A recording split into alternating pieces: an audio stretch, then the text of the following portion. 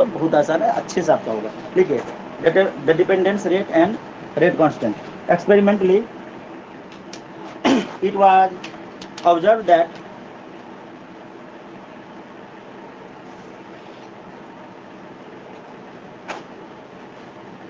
तानिया आ गई है। Experimentally it was observe that on increasing the temperature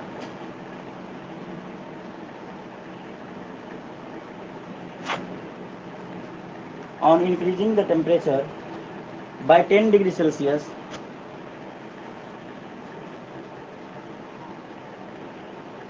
by 10 degrees Celsius, the rate of reaction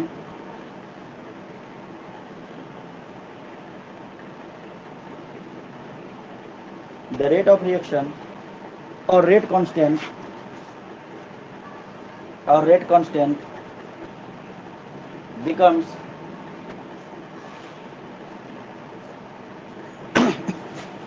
2 to 3 times, 2 to 3 times, ऐसे 2 to 3 times। ठीक है, बोला गया एक्सपेरिमेंटली, मतलब एक्सपेरिमेंट से ऐसा पाया गया है, ऐसा कोई थ्योरेटिकली नहीं है। सुनो ना, एक्सपेरिमेंटली बोला गया, ये देखा गया कि जब हम टेम्परेचर को 10 डिग्री सेल्सियस बढ़ाते हैं तो रेट ऑफ रिएक्शन जो है या फिर रेट कांस्टेंट जो है ये 2 से 3 टाइम्स हो जाता है। कितना हो जाता है? 2 से 3 टाइम्स। हाँ, मतलब हम ये कह सकते हैं कि टेम्परेचर कोफिशिएंट जो होगा, टेम्परेचर कोफिशिएंट, ये लिख लो, टेम्परेचर कोफिशिएंट ये जो होगा 2 to 3, या तो 2 होगा या तो 3 होगा। ठीक है, टेम्परेचर कोफिशिएंट या तो 2 होगा या तो 3 होगा। न्यूमेरिकल में नहीं टेम्परेचर कोफिशिएंट लेते हैं, म्यू का वैल्यू, समझे बंटा? तो या तो 2 लेंगे या तो 3 लेंगे। जब हमें दिया रहे तो 3 लेंगे, लेकिन जब कुछ ना दिया रहे तो 2 लेना है। जब कुछ भी ना दिया रहे तो हमेशा हम हर जगह पर न्यूमेरिकल में भी 2 ही लेंगे। For most of the reaction, for most of the reaction, आ जाओ बैठो, म्यू इक्वल टू 2। मतलब तुम कभी अपने आदत से नहीं सुधरोगे। क्या पीछे का पंखा बंद कर दो? जरूरत नहीं है ना उसका, गेट खोलना चाहिए पीछे का। हवा आता है क्या उससे, या गर्मी आता है? चलो खोल दो, अरे ठीक से खोलो भाई। दिमाग नहीं है, साइंस का बच्चे की तरह दिमाग से नहीं सोचता है। एक कुंडी खोल के गेट खोल रहा है, पहले देखना आता है कि पर तेरे दोनों खोला कि नहीं। तो देखो सीजन, सुनो, टेम्परेचर डिपेंडेंस और रेट कांस्टेंट के बारे में हम अभी पढ़ा रहे हैं। तो हमने बोला कि एक्सपेरिमेंटली ये ऑब्जर्व किया गया है कि जब हम टेम्परेचर को 10 डिग्री बढ़ाते हैं, सुनना, टेम्परेचर को 10 डिग्री बढ़ाते हैं तो रेट ऑफ रिएक्शन या फिर रेट कांस्टेंट जो होते हैं ये 2 से 3 टाइम्स बढ़ जाते हैं। ठीक है, मतलब टेम्परेचर कोफिशिएंट 2 to 3 टाइम्स होगा, या तो 2 होगा या तो 3 होगा। ज़्यादातर रिएक्शन के लिए जो म्यू का वैल्यू है टेम्परेचर कोफिशिएंट ये हम 2 ही लेंगे, लेकिन जब हमें गिवन रहे क्वेश्चन में तो हम 3 लेंगे। ठीक है, अब एक फॉर्मूला भी इससे बनता है।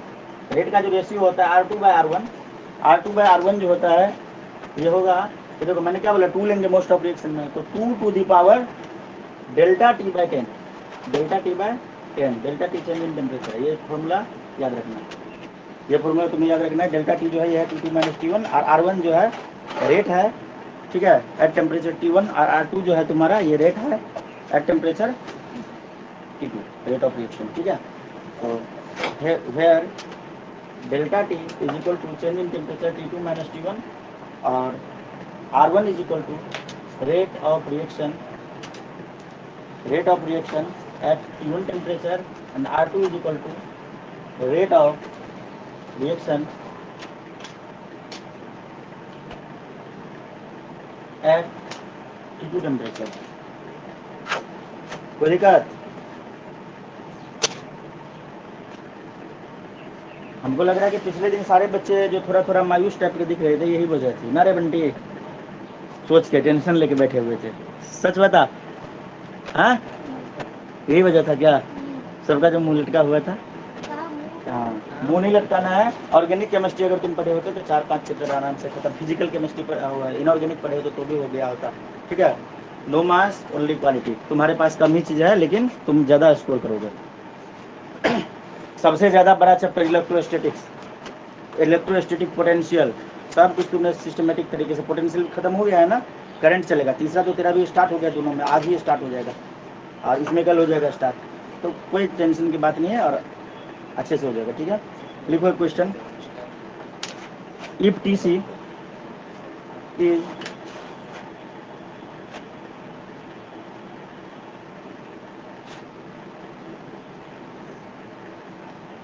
टू, नहीं पता चला T C temperature constant. If T C is two मतलब टेम्परेचर तो ये बोलिए। अच्छा, if temperature constant is two, if T C is two लिख लिया। Then calculate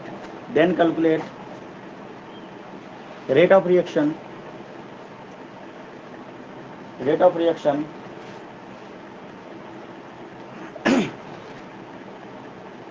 at 60 degrees C, at 60 degrees C,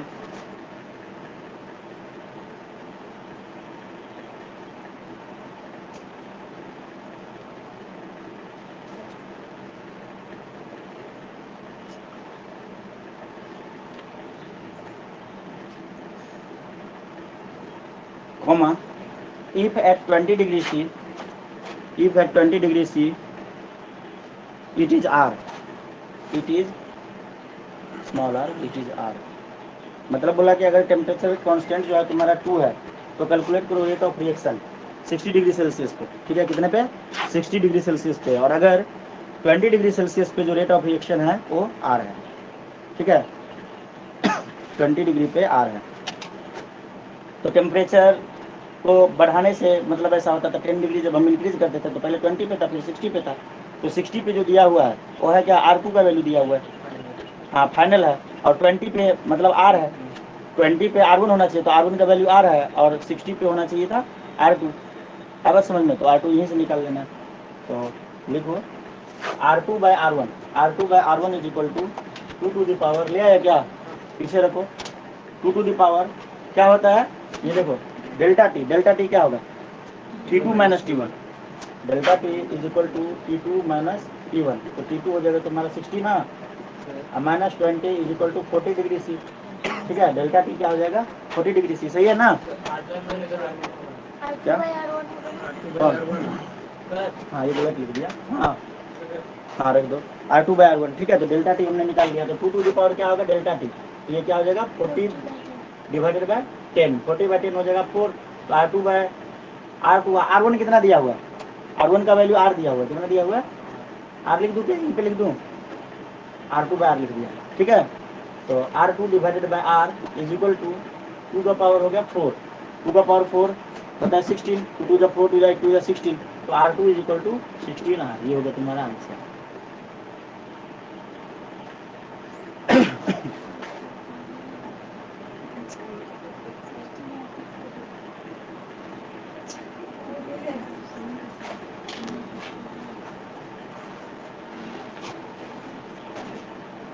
अगला जो टॉपिक है वह Arrhenius equation, ARRHENIUS, Arrhenius equation.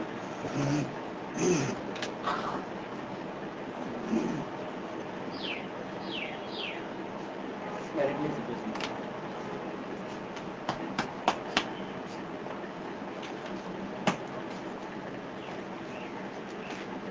Arrhenius equation,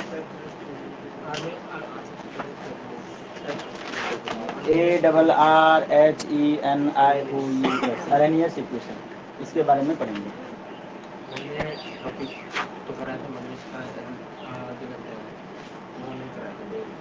derivation मतलब इस पर एप्लीकेशन, मतलब इसके न्यूमेरिकल, हाँ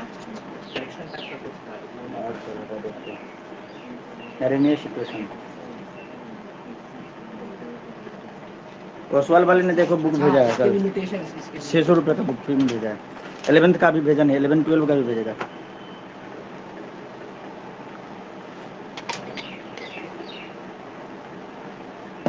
अच्छा, तुम लोग के स्कूल में सैम्पल पेपर वगैरह ये सब तो मिल जाता है ना फ्री में करने के लिए, या खरीदना पड़ता है? मिल जाता है। तो सैम्पल पेपर में, हाँ सुनो ना, केस स्टडी बेस्ड जो क्वेश्चन सब होते हैं ना वो सबको ज़्यादा करना है। मतलब क्वेश्चन का पैटर्न बिल्कुल, मैंने क्या बोला था पहले लेक्चर में कि बिल्कुल अलग आएगा। पहले बार की तरह जो पुराना स्टाइल है ना पढ़ने का, वैसे पढ़ने से नहीं होगा। तो एकदम नए तरीके से, मतलब 4 5 6 सैम्पल पेपर को रट्टा नहीं मारना है, प्रैक्टिस करना है। रट्टा मार के अगर चले गए सैम्पल पेपर और थ्योरी नहीं किए पता चला कि सिंपल पेपर पढ़ के गए, सिंपल पेपर से कुछ भी नहीं है इस बार जैसे बोर्ड में हुआ 10th के बोर्ड में, तो ये काम नहीं करना है, हमें प्रैक्टिस करना है पूरा, जैसे पूरा सिलेबस कंप्लीट करके और सिंपल पेपर को प्रैक्टिस करना है, उसमें हम अपने आप को आंकना है कि तुम कितना स्कोर कर पा रहे हो, क्वेश्चन बदल सकते हैं, ठीक है ना, सिंपल पेपर का सेम टू सेम बिल्कुल नहीं आएगा।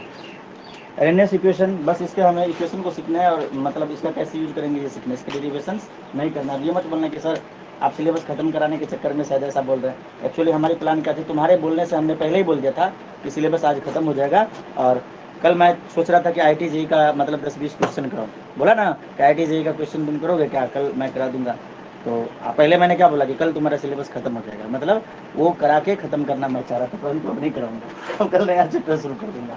मतलब तुम लोग को हम ये एहसास दिला देते कि हमने जो इतने अच्छे से तुम्हें केमिस्ट्री पढ़ा के दिया, दोनों चैप्टर से हम 10 क्वेश्चन इससे 10 इससे कराते और तुम खुद से कर देते, तो तुम्हें कॉन्फिडेंस मिलता कि अरे भाई ये तो हो रहा है, मतलब हम अच्छा कर सकते हैं, तुम्हारे हौसला को हम बुलंद करना चाहते थे, पर तुम तो सिलेबस के पीछे पड़ गए।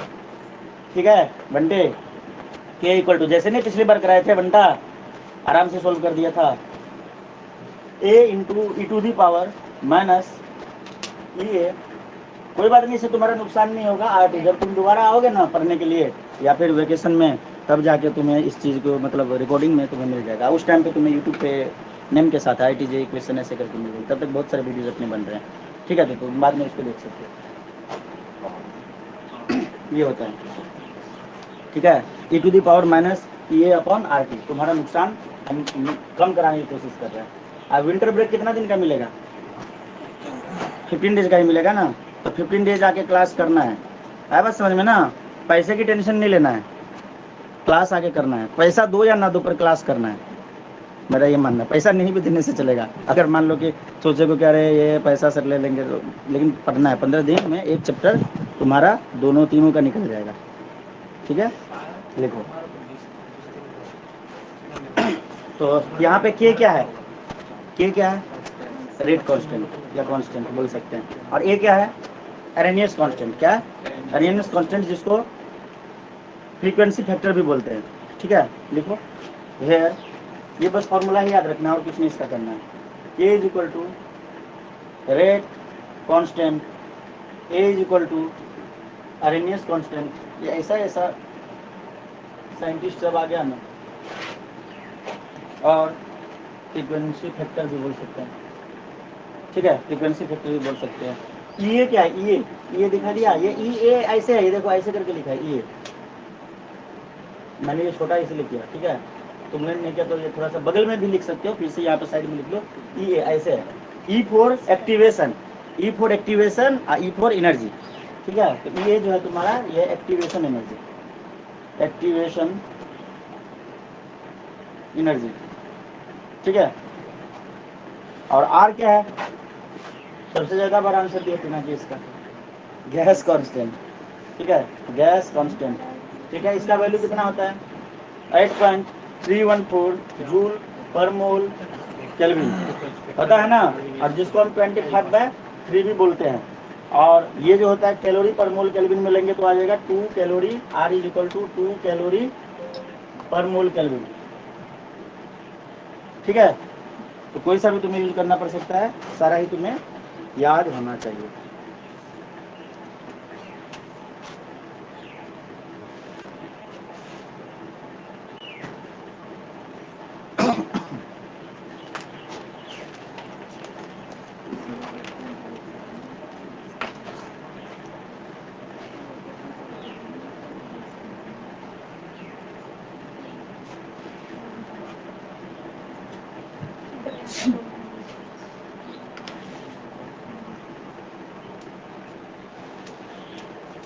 हो गया,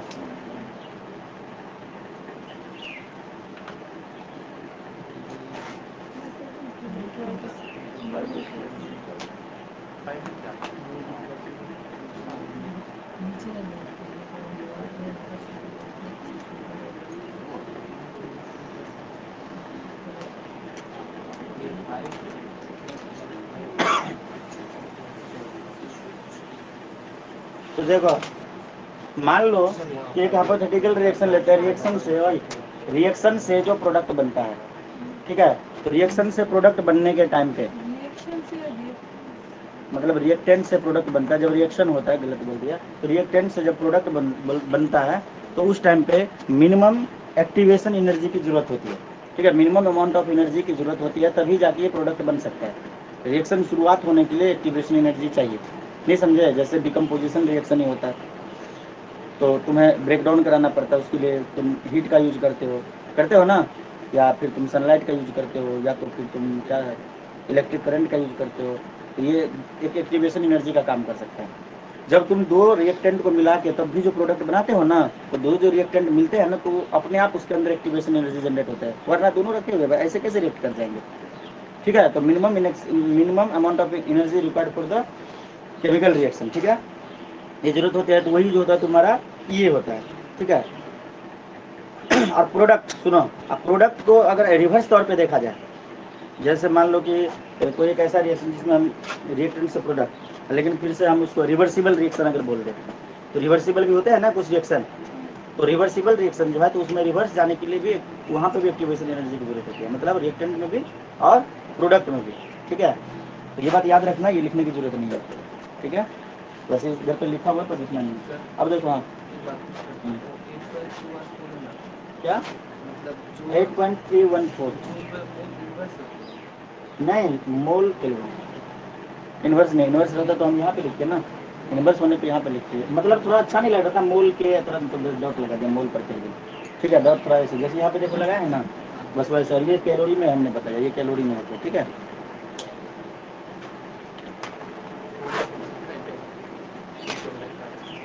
अब मान लो कि at temperature T1, at temperature T1 rate constant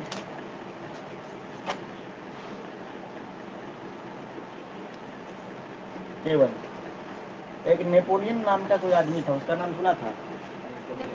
हाँ, उन्होंने क्या बोला था, एक स्टेटमेंट, कि अगर मुझे एक स्वस्थ बच्चा दे दिया जाए, ठीक है, तो उसे मैं अपनी इच्छा अनुसार डॉक्टर, इंजीनियर या डाकू भी बना सकता हूँ। मतलब मैं जो चाहूँ, लोग कहता है ना कि जो मतलब बच्चा खुद से करता है, मतलब मन में जो आता है वही बनता है, नहीं बोला नहीं, ऐसा नहीं होता है। हम जो बनाना चाहते हैं बच्चा वो बनता है। अगर हम चाहे तो उसको डाकू बना सकते हैं, हम चाहे तो उसको इंजीनियर बना सकते हैं, भले उसका इंटरेस्ट ना हो फिर भी वो इंजीनियर बन जाएगा। हम अच्छा डॉक्टर उसको बना सकते हैं। ठीक है, तो बस वही बात है। मैं भी यही कहता हूँ कि अगर कोई एक बच्चा जो मेरे पे पूरी तरह से डिपेंडेंट हो जाए, मेरे पे भरोसा करे और मेरे साथ पढ़ते रहे, तो मैं उसको गारंटी के साथ नीट हो या जेई क्वालिफाई करा सकता हूँ। अभी भी कुछ नहीं बिगड़ा है। अब मान लो कि मैं जेई के लिए प्रिपेयर उसे करा रहा हूँ, तो ये 12 वाला बैच में उसके लिए अलग से मैं मतलब अलग तरीके से पढ़ाऊँ। ये तो 12 की तैयारी तुम कर रहे हो, सही है ना, उसके लिए अलग से। और मुझे ज़्यादा टाइम नहीं, मुझे 8 मंथ चाहिए। 8 मंथ मतलब मेरे अकॉर्डिंग, मेरे पे वो पूरा भरोसा रखे, मेरे पे पूरा मतलब आँख मूंद के भरोसा रखे, और मैं उसे फिजिक्स केमिस्ट्री मैं तीनों कराऊंगा। मैं गारंटी देता हूँ जेई क्वालिफाई कर जाएगा, गारंटी के साथ, गारंटेड सक्सेस लिखा हुआ मेरे कंप्यूटर। ठीक है, तुझे पता है लोग दो नाव पे पैर रखते हैं, कभी इधर भटकते रहते हैं। जेई के नीट के मैं गारंटी नहीं ले सकता, लेकिन मैं अपने पेपर की गारंटी ले सकता हूँ। फिजिक्स और केमिस्ट्री मतलब क्वालिफाई रहेगा, अच्छा स्कोर कर पाएगा। अब बात समझ में, मतलब कम से कम 70%।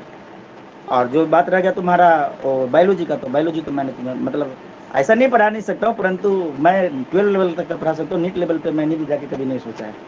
नया बात समझ में, 12 लेवल का इसलिए पढ़ा सकता हूँ क्योंकि हमें उतना पढ़ना पड़ा है। जो क्या बोलते हैं इंजीनियरिंग होते हैं ना, उसमें बायोटेक्नोलॉजी पढ़ना होता है, तो वही 11-12 का सिलेबस होता है, तो मतलब पढ़ना पड़ता है। हाँ क्या, हाँ तो वही ना, तो मैं क्या बोला कि भाई कितना भी कुछ कर लो तो फिर इसके लिए मुझे पढ़ना पड़ेगा, तो फिर ये मेरे से अभी अब पढ़ाने के टाइम पे पढ़ाई नहीं होता। अब मुझे कोई बोलोगे थोड़ा बहुत कोई नया नया टेक्नोलॉजी और सीख सकते हो, पुराना सिलेबस जो तुम मुझे बोल दोगे कि सर आप कर लीजिए बैठ के, तो नहीं कर होने वाला, दिमाग ही हो जाता है। ठीक है, तो बायोलॉजी तुम्हें खुद से करना पड़ेगा। और बाकी फिजिक्स केमिस्ट्री को मैं पूरा गारंटी दे सकता हूँ कि एक भी क्वेश्चन तेरा नहीं छूटेगा। हाँ छूट जाएगा इसी कंडीशन में, तेरा दिमाग सोच नहीं पाएगा बस, लेकिन पूरा तो क्या होगा, सारे क्वेश्चन में तो ऐसा नहीं तेरा दिमाग सोच नहीं पाएगा, एक आध क्वेश्चन हो सकता है। मैंने क्या बोला, मिनिमम 70% तुम स्कोर कर पाओगे। अगर 100 नंबर के मैथ फिजिक्स है तो 70 नंबर ले लो, तो यार फिर तो क्वालिफाई हो गए। 50 भी 40 भी ले लेने से हो जाते हैं बच्चे क्वालिफाई, तो 70 कम हुआ था। लेकिन वही है, इसके लिए पूरे टू दी पॉइंट सब कुछ एक एक चीज़ों को मैं जो कल बोला कि मतलब आज भी बोल रहा था कि मैं कल इस पे जेई, तो मैंने पूरा कलेक्शन तैयार किया था, सोचा था कि कल करो, ताकि बच्चे को ये एहसास हो जाए कि कुछ नहीं है, ये नीट फिट कुछ नहीं है। ठीक है ना, एकदम सब बच्चों का खेल है, मजाक नहीं, सच बोल रहा हूँ, तुम हंस रही हो। नहीं लेकिन होता है तो एक दिन टाइम दे और दिखा दूंगा तुम्हें क्वेश्चन सोल्व करा के, कितने आसानी से एकदम ऐसे यू ट्रिक लगाएंगे यू सोल्व हो जाएगा। ठीक है, एट टेम्परेचर T1 जो था रेट कांस्टेंट K1 था। अब हमने क्या किया, eight temperature T2 rate constant क्या है K2। अगर ऐसा नहीं है तो सेल्फ स्टडी से बच्चा नीट कैसे क्वालिफाई कर लेता है ग्रेस? तुमने सुना होगा कि सेल्फ स्टडी करके कोई बच्चा कर लेता है बिना किसी ट्यूशन का, कैसे कर लेता है? वो बच्चा क्या करता है पता है, रेफरेंस बुक रखता है और ये सब कुछ को मतलब सीखता है, एनसीईआरटी भी सीखता है और एक मैंने बोला ना स्टैंडर्ड बुक, उसको कोई अच्छा गाइड करने वाला मिल गया होता है, खुद से पढ़ के हर एक टॉपिक को जानने की खुद से कोशिश करता है। कोई टॉपिक उसे नहीं आता है तो उसको, पहले के टाइम पे ये नहीं होता था, सेल्फ स्टडी से कोई नहीं टॉप करता था, करवाया जाता था। अभी सेल्फ स्टडी से ज़्यादा टॉपर्स आ जाते हैं। ठीक है, वो पढ़ता है, जो चीज़ उसे समझ में उसको इंटरनेट से वो जानने की कोशिश करता है, मतलब उसका एक ही एम होता है कि हमें हर चीज़ जानना है। और ऐसे करते करते वो तैयार होता है, पूरी तरह से तैयार होता है और जाके एग्जाम देता है और टॉप करता है, खुद नहीं लेकिन होता है। इस बार आईएएस की टॉपर इसी था। उसको बोला गया कि आपको ऐसा लगता था कि आप फर्स्ट टॉपर, बोले कि यार ये कहाँ से लगता था, हमें तो लगता था कि क्वालिफाई कर जाइए, दो बार फेल की हुई थी यूपीएससी, तीसरे बार फर्स्ट टॉपर, मतलब बोल रहा था कि हमें लग रहा था कि इस बार क्वालिफाई हो जाएगा, परंतु ये उम्मीद नहीं थी कि फर्स्ट टॉपर बनेंगे। आया बात समझ में? कोई नहीं, एकदम सेल्फ स्टडी तो कुछ भी हो सकता है। टेम्परेचर T2 पे ये है। तो एक बात बताओ, टेम्परेचर T1 पे, सुनो ना, टेम्परेचर T1 पे हम ये निकालते हैं, रेट कांस्टेंट निकालता है, टेम्परेचर T2 पे भी निकालता है, उसके बाद इसका रेशियो निकालने की कोशिश करती है। तो जो तुम्हारा फॉर्मूला था क्या था, K is equal to A E to the power EA by RT। तो यहाँ पे मैं टेम्परेचर T1 पे अगर निकालूँ तो क्या हो जाएगा, K1 is equal to, rate constant temperature T1 पे हमने K1 लिया, तो K1 इज इक्वल टू क्या हो जाएगा, A e to the power minus EA upon RT1, ये हो जाएगा ना, RT1 हो जाएगा। और टेम्परेचर T2 पे क्या हो जाएगा, K2 इज इक्वल टू, ये समझ जाओगे ना, टेम्परेचर T1 पे लिखने की जरूरत नहीं है, टेम्परेचर T1 T2, तो K2 क्या हो जाएगा, A E to the power EA divided by RT2। ठीक है, इसको इक्वेशन 1 मान लो, इसको इक्वेशन 2 मान लो।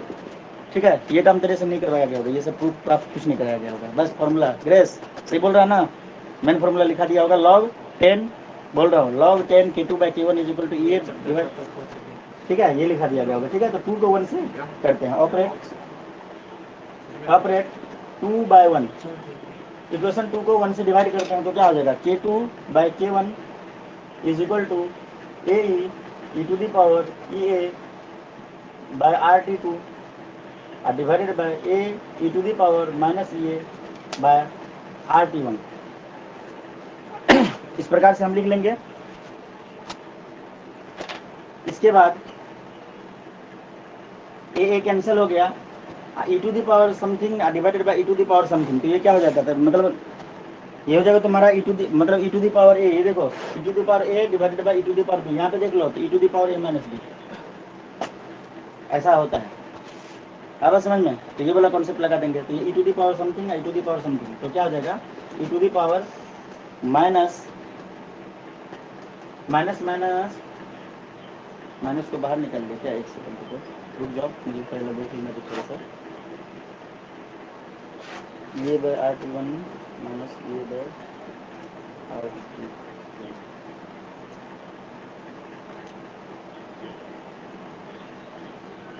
एक काम किया है देखो, इस दोनों माइनस को बाहर निकाल के, इस दोनों माइनस को बाहर निकाल के, मैंने बोला था ना कि E to the power minus X होता है, तो हम इसको लिख सकते हैं -1 into E to the power X. ये बताया समझ में, ऐसा लिख सकते हैं। तो दोनों का माइनस को लेकर मैं कंफ्यूज हो जाता, दोनों माइनस को टपका दिया। ठीक है, दोनों माइनस को टपका दो, इसके बाद क्या हो जाएगा, ई टू दी पावर के ए बाय RT2, के ए बाय RT2 और डिवाइडेड बाय, गलत गलत गलत लिख दिया ये, हाँ मैं भी कुछ सोच रहा हूँ क्या है, हाँ ये मैं सोच रहा हूँ ये कहाँ से के दो बार आ गया, बोला सही लिख दिया, गलत ये है। ठीक है, डिवाइडेड बाय ER2 माइनस ये वाला कॉन्सेप्ट ए माइनस बी, अब ये नीचे वाला चला जाएगा, ये तो अभी प्लस है ये, क्योंकि दोनों माइनस जाके कट चुका है, like this e to the power minus x is equal to -1 into E to the power this, तो ये ई टू दी पावर माइनस ये है, माइनस ये बाय RT2, तो ये माइनस हमने बाहर निकाल लिया, यहाँ से भी माइनस हमने बाहर निकाले, दोनों माइनस कट गया, अभी दोनों प्लस है, तो ये अभी हो गया E to the power A divided by E to the power B, ऐसा हो गया। देखो सर किसी भी चीज का अगर पावर माइनस में तो उसका इन्वर्स होगा, हाँ तो -1 से इंटू रेसिप्रोकल हो जाता है, तो reciprocal e to the power minus x is equal to E to the -1 into E to the power x, ऐसा होता है। ठीक है। तो यहाँ पे जो तुम्हारा हो गया e to the power A, e to the power इसको अगर हम मान लेते बी, तो क्या e to the power A minus B, मतलब ये माइनस क्या हो जाएगा e A upon R T 1। अभी देखो ठीक हो गया, ये हो जाएगा तुम्हारा आंसर नहीं होगा। अभी क्या करेंगे, ई को जब हम दूसरे साइड लाएंगे तो उसको लॉग में कन्वर्ट हो जाता है, ये बात पता है, ई लॉग में चेंज होता है। हाँ, तो ये लॉग बन जाएगा, एल एन बनेगा, लॉग नहीं एल एन बन जाएगा। तो ई को जब हम इधर पे लेके आ जाएंगे तो क्या बन जाएगा L N K two by K one, और इस साइड में क्या बच गया E A by R T two minus E A by R T one. ये जब इस साइड आया दूसरे साइड एक्सपोनेंट, तो ये क्या बन गया लॉग बन गया, एल एन बन गया। एल एन को अगर हम इस साइड जैसे देखो L N A is equal to B है, तो ये क्या हो जाएगा एल एन जब इधर भेजेंगे तो A is equal to E to the power B बन जाएगा। अब समझ में, I to the power B को मतलब ये ई को इधर लाएंगे तो एल एन बन गया। ऐसा भी लॉग का ऑपरेशन है, समझ में आया? ये बात नहीं पता था? हाँ, किसने? हाँ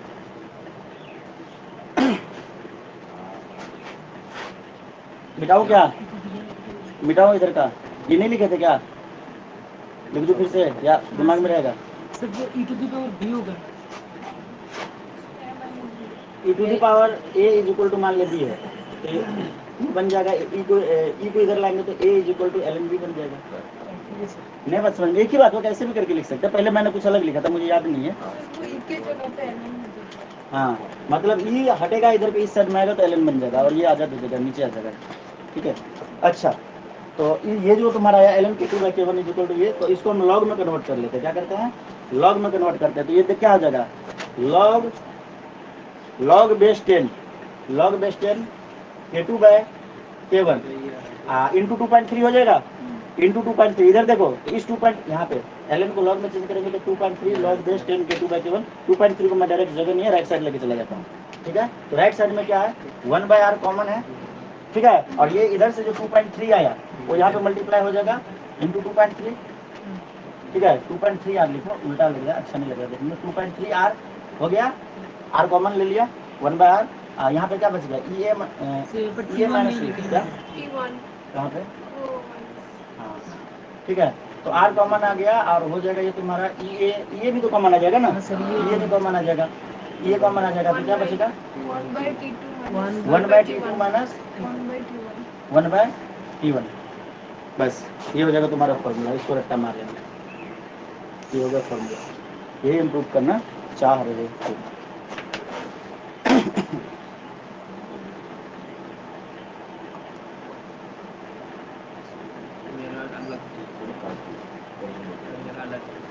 तानिया समझ में आया? तानिया हाँ सर। हाँ, इसको कॉपी करो और 10 मिनट के लिए तुम्हारा मतलब 5 मिनट के लिए क्लास ब्रेक है। ठीक है, और 5 मिनट बाद तानिया मतलब 30 पे 10 22 हो रहा है, 22 हो रहा है ना रे, 20 हो रहा है, 30 पे फिर से तुम ज्वाइन करना। ठीक है, अभी मैं इसको बंद कर रहा हूँ 10 मिनट के लिए।